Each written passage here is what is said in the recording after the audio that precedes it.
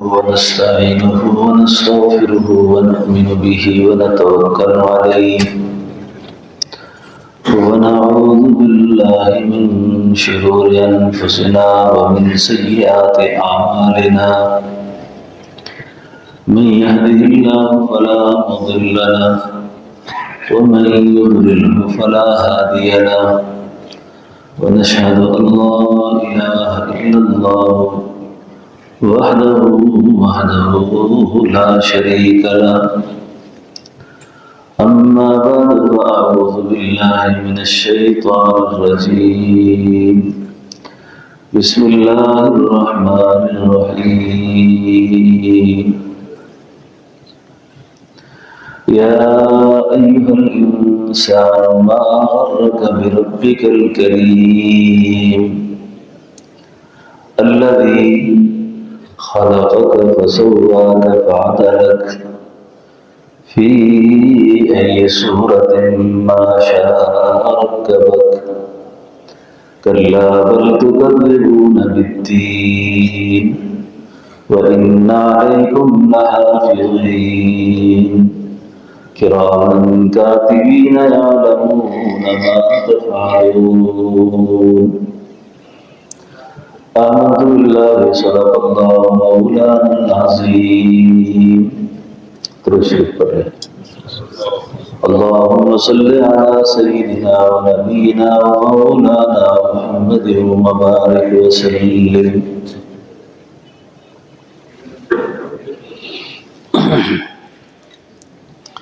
واجب الاحترام بھائیوں بزرگوں اور دوستوں،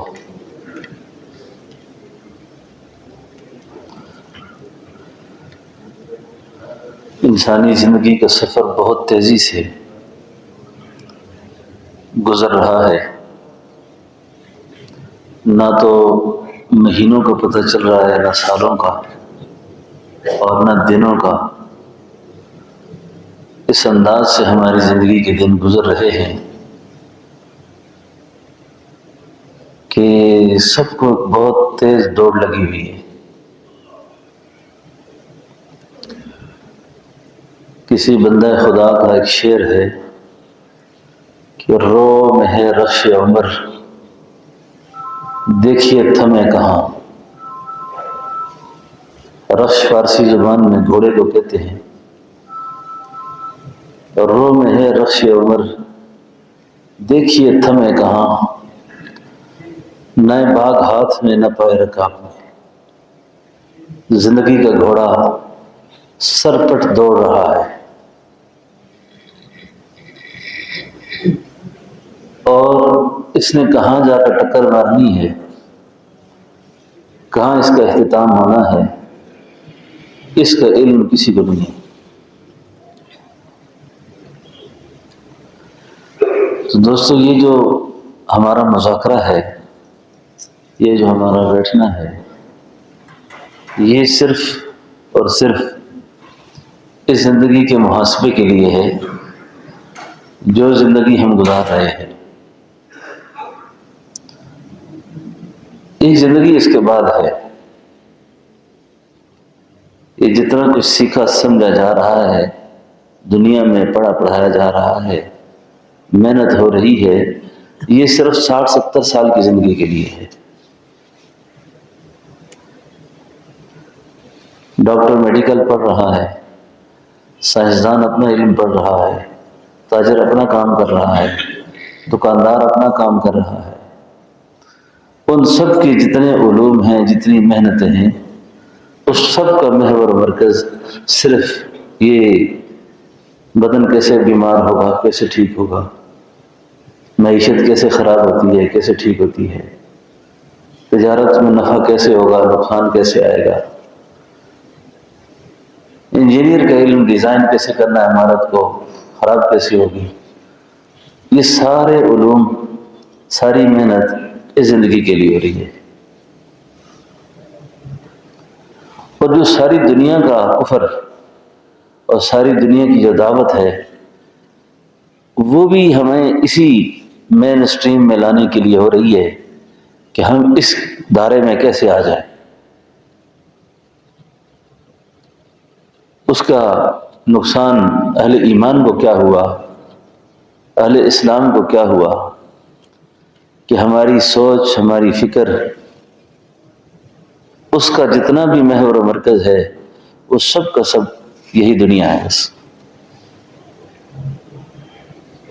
یہ دنیا ہے،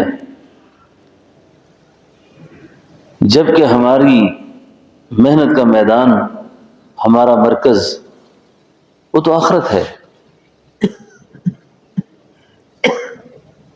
اس کا یہ مطلب نہیں کہ ہم نے دنیا میں اچھی زندگی نہیں گزارنی، دنیا میں اچھی زندگی کے لیے بندہ جب اچھا ہوگا تو وہ اللہ کے دین سے ہوگا، وہ وحی کی تعلیمات سے ہوگا، آخرت والے علم سے ہوگا۔ تو ہم سب کے سب اس وقت اس زندگی کے لیے پریشان ہیں، اس زندگی کے لیے پریشان ہیں، اور اسی پریشانی کو دور کرنے کے لیے رات دن ہماری محنت چل رہی ہے، اور اینڈ اختتام کا کوئی پتہ نہیں کہ کس وقت ہوگا۔ اللہ جل شانہ اپنے بندے کو مخاطب کر کے کہہ رہے ہیں، آج رات دن ہمارا ماحول اور ہم لوگ کہتے ہیں نیا سال آ گیا، ہمارے لیے نیا سال آ گیا، علمت نفس ما قدمت واخرت۔ تم نے اپنے آگے کیا بھیجا ہے پچھلے سال میں کہ اس سال کی خوشیاں منا رہے ہو؟ آپ محاسبہ کر لیں نا ہم سب کہ ہم نے پچھلے سالوں میں کیا بھیجا اللہ کے آگے۔ علمت نفس ما قدمت واخرت، کیا بھیجا؟ کوئی آدمی اپنے اعمال کلمے والے، یقین والے سوچ سکتا ہے؟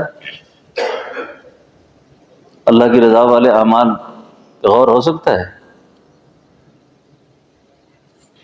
اور اللہ جھنجھوڑ رہے ہیں اس بات پر۔ میں نے مدینہ منورہ میں امام حرم کو اس آیت مبارکہ پر بہت دیر تک روتے دیکھا، تو جس کو یہ سمجھ آتی تھی وہ بھی روتے تھے، اور جس کو سمجھ نہیں آتی وہ بھی روتے تھے، کہ بار بار یہ آیت پڑھتے علمت نفس ما قدمت واخرت۔ ہر نفس یہ بات جان لے گا کہ اس نے اپنے آگے کیا بھیجا ہے اور پیچھے کیا چھوڑا ہے۔ اب لا الہ الا اللہ جو ہے، لا الہ الا اللہ، لا الہ الا اللہ تو ان سارے باطل یقینوں کی نفی کرتا ہے، ان ساری چیزوں کی نفی کرتا ہے جس کے لیے ہم دنیا میں دوڑ لگا رہے ہیں۔ اور پھر اللہ آپ کو مجھے مخاطب کر کے کہتے ہیں یا ایھا الانسان ما غرک بربک الکریم، اے انسان تو اتنے بڑے کریم رب کا ناشکرہ ہے، تو اپنی پیدائش پہ غور نہیں کرتا؟ عقلی دلیلوں سے اللہ نے سمجھایا مجھے اور آپ کو کہ میں وہ رب ہوں خلقک فسواک فعدلک، میں نے پیدا کیا تجھے، برابر کیا، ماں کے پیٹ سے باہر لایا، یہ کون کر سکتا تھا ایسے؟ فی ای صورت ما شاء رکبک، اس سب کے باوجود تم میرے نہیں بنتے ہو؟ یہ کھلی نشانی نہیں ہے میری، اس کے باوجود تم میرے کیوں نہیں بنتے ہو؟ میں چاہتا ہوں کہ تم میرے بن جاؤ، آپ میرے بن جاؤ۔ روز آخرت کو تم جھٹلاتے ہو، کیا دلیل ہے اس کی؟ کہ یہ جو دنیا میں آپ کو ہم نے وحی کا علم دیا، نبیوں کے ذریعے دین کی دعوت دی، اس دعوت کا کیا مقصد تھا؟ اس کا مقصد یہ تھا کہ تم مجھے پہچان لیتے۔ کنت کنزا مخفیا فاحببت ان اعرف، میں چھپا ہوا خزانہ تھا، میں نے چاہا کہ لوگ مجھے پہچانے، مجھے جان لیتے کہ میں کون ہوں۔ آج دوستو اس غلط یقین کی وجہ سے سب کے سب لوگ پریشان ہیں، سب کے سب لوگ پریشان ہیں۔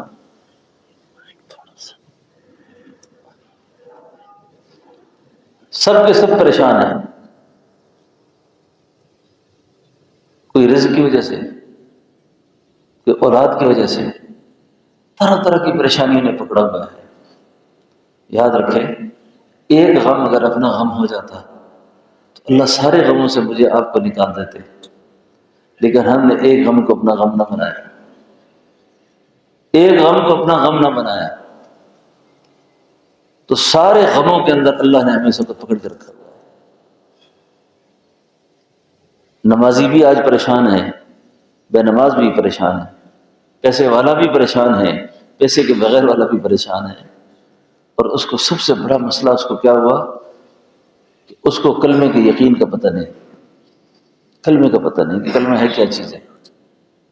لا الہ الا اللہ، لا الہ الا اللہ، یہ ہر نبی کی بنیادی دعوت ہے۔ کوئی نہیں ہے میں ہوں، بس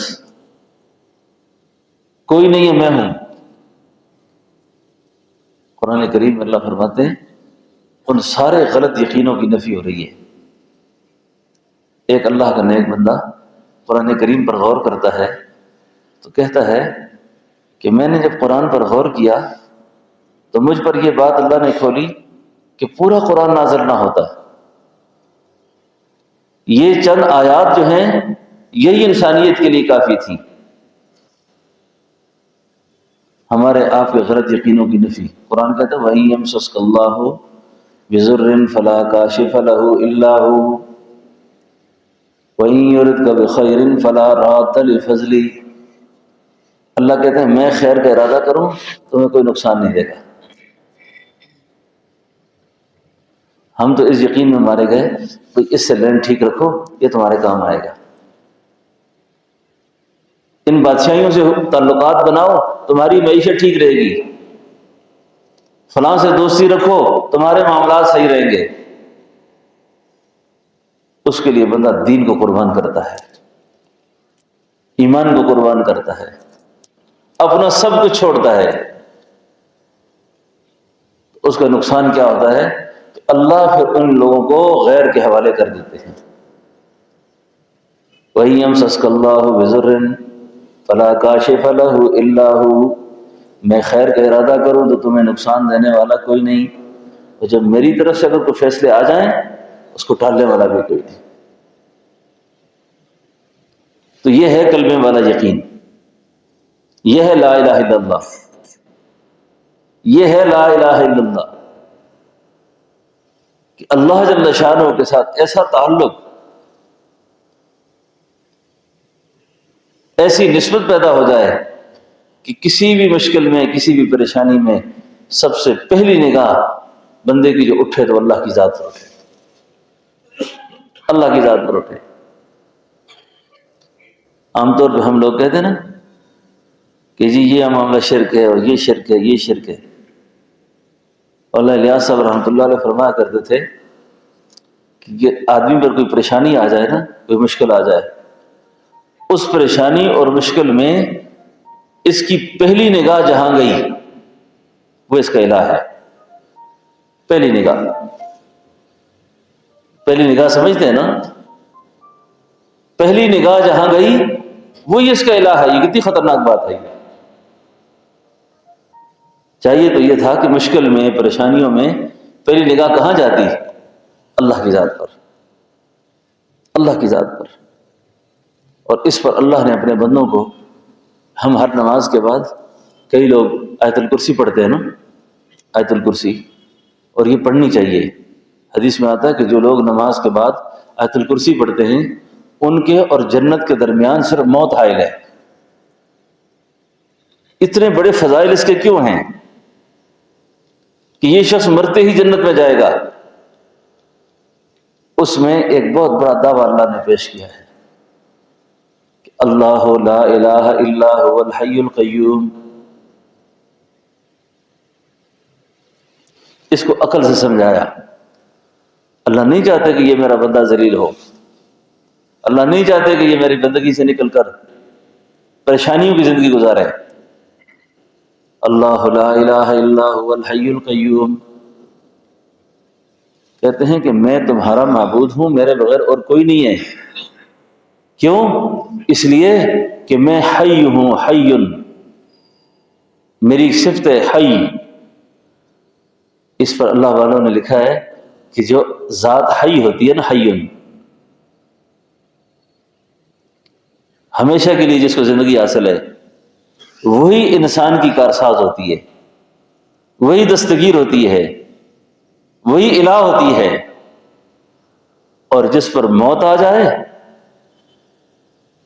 وہ کسی کا کچھ نہیں کر سکتا، وہ کسی کا کچھ نہیں کر سکتا۔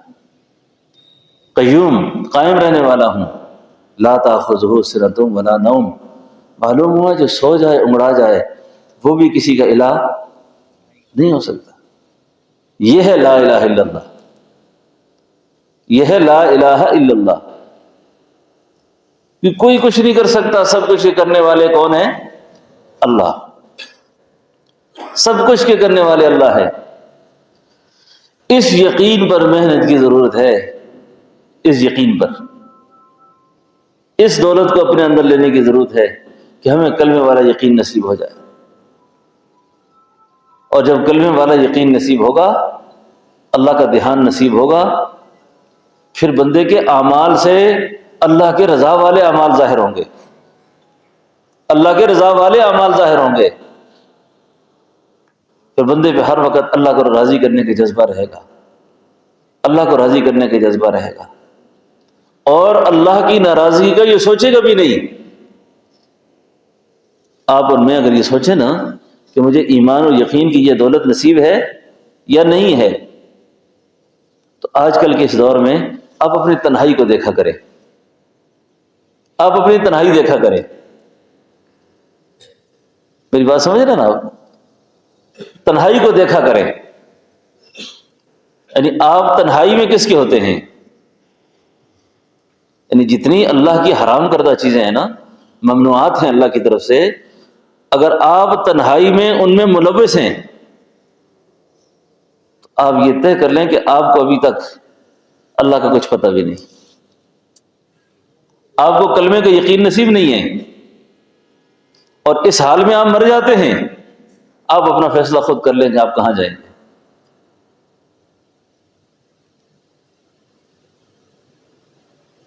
اس لیے کسی سے اپنی بزرگی کی سند لینے کی ضرورت نہیں ہے کہ جی میں اتنا نیک ہوں، اتنا بزرگ ہوں، اتنا تقویدار ہوں۔ میں کیا ہوں؟ جب میرے پاس کوئی نہیں ہوتا اس وقت میں کہاں ہوتا ہوں، میرا یقین کہاں ہوتا ہے، میری سوچ کہاں ہوتی ہے، میں اس وقت کیا چاہتا ہوں، کیا دیکھتا ہوں، کیا سوچتا ہوں۔ اگر ان میں سے 1% بھی ہماری سوچ میں انتشار ہے تو دوستو تعلق مع اللہ ہمیں حاصل نہیں ہے، تعلق مع اللہ حاصل نہیں ہے۔ رسول اللہ صلی اللہ علیہ وسلم خوشطبی بھی فرمایا کرتے تھے، آپ ظریفانہ مزاج کے بھی اللہ نے کمال آپ کو بخشا تھا، غریبوں اور مسکینوں اور ناداروں اور ایسے لوگ جن کی طرف کوئی التفات نہ کرتا، اللہ کے نبی ان سے پیار کرتے تھے۔ ایک صحابی ہیں جن کا نام ہے حضرت ظاہر رضی اللہ عنہ، یہ سیاہ فام تھے، دبلے پتلے، مجلس میں بیٹھے تو کوئی ان پہ نگاہ نہ کرے، راستے پہ چلے تو کوئی دیکھے نہ ان کی طرف۔ ایک دن بازار میں کھڑے تھے تو اللہ کے حبیب علیہ السلام نے جا کر آپ کی آنکھوں پہ ہاتھ رکھ دیے، آنکھوں پہ۔ یہ خوشطبی ہے نا آپ کی؟ تو کبھی کبھی سنت سمجھ کر کسی بے تکلف دوست کی آنکھوں پہ رکھ لیا کریں، ایسا نہ ہو کہ کسی اجنبی پہ رکھیں تو آگے سے لگائے وہ، یعنی سنت سمجھ کر۔ تو حضرت ظاہر کی آنکھوں پہ جب ہاتھ رکھے نا تو حضرت ظاہر فرمانے لگے کون ہے؟ اللہ کے حبیب فرمانے لگے ایک غلام کو بیچ رہا ہوں، کوئی خریدار ہے؟ جب یہ بات کی تو حضرت ظاہر آواز سے پہچان گئے، آپ کو تو نگاہ نبوت کی اور آپ کے ہاتھ مبارک کی عظمتوں کو پتہ تھا کہ جس چہرے پہ آپ کے ہاتھ لگ جائیں اس چہرے پہ اللہ نے آپ کو حرام کیا ہے۔ حضرت ظاہر فرمائیں کہ میری چاہت کہ حضور کے ہاتھ میرے چہرے پہ لگے رہیں، لیکن جب آپ نے ہاتھ اٹھا دیے تو حضرت ظاہر فرماتے ہیں میں تو اپنی قسمت پر کتنا خوش کہ اللہ کے نبی نے آج میرے ساتھ بے تکلفی کی ہے۔ اس لیے اخلاق کو سیکھیں، یہ اکرام کا بہت بڑا درجہ ہے یہ بھی۔ اب جب بات ہو ہی گئی ہے تو بات کروں۔ حضرت ظاہر کہنے لگے حضور میری ایک خواہش ہے، میری خواہش ہے کہ میری دعائیں قبول ہوا کریں، میری دعائیں رد نہ ہوں۔ تو آپ صلی اللہ علیہ وسلم نے فرمایا ظاہر اگر تو چاہتا ہے کہ تیری دعائیں قبول ہوں تو پھر اپنی تنہائی کو پاک کر، اپنی کیا کر، تنہائی کو پاک کر۔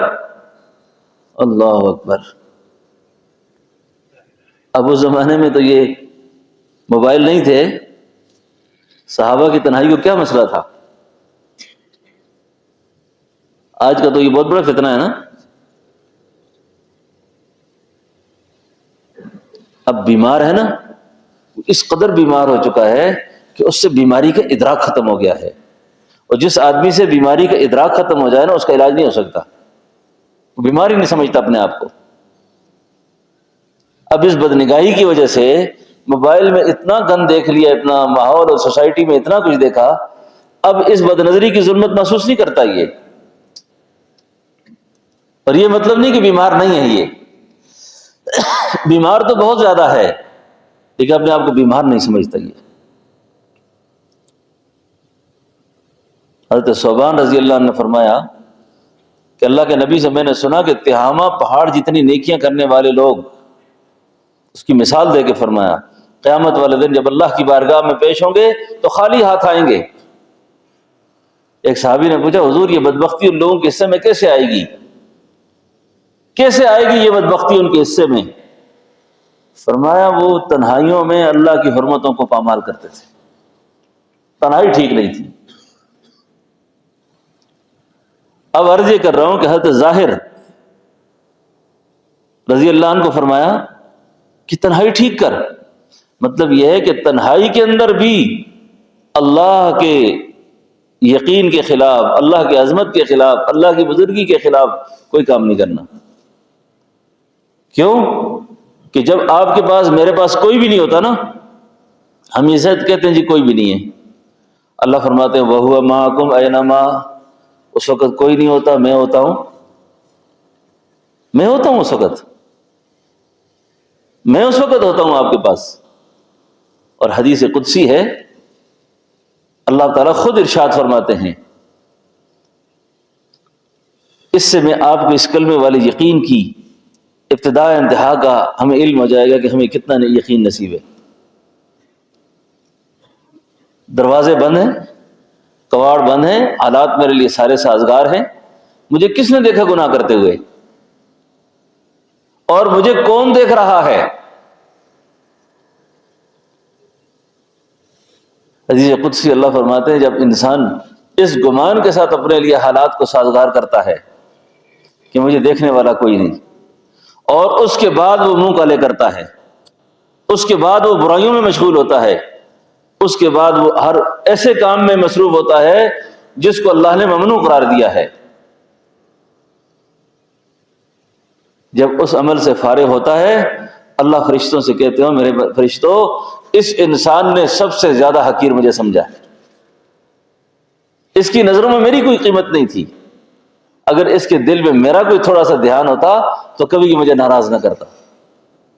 اب مجھے بتاؤ جس اللہ کے ساتھ ہمارا اس طرح کا تعلق ہو، نصرت آئے گی، فتوحات آئیں گی،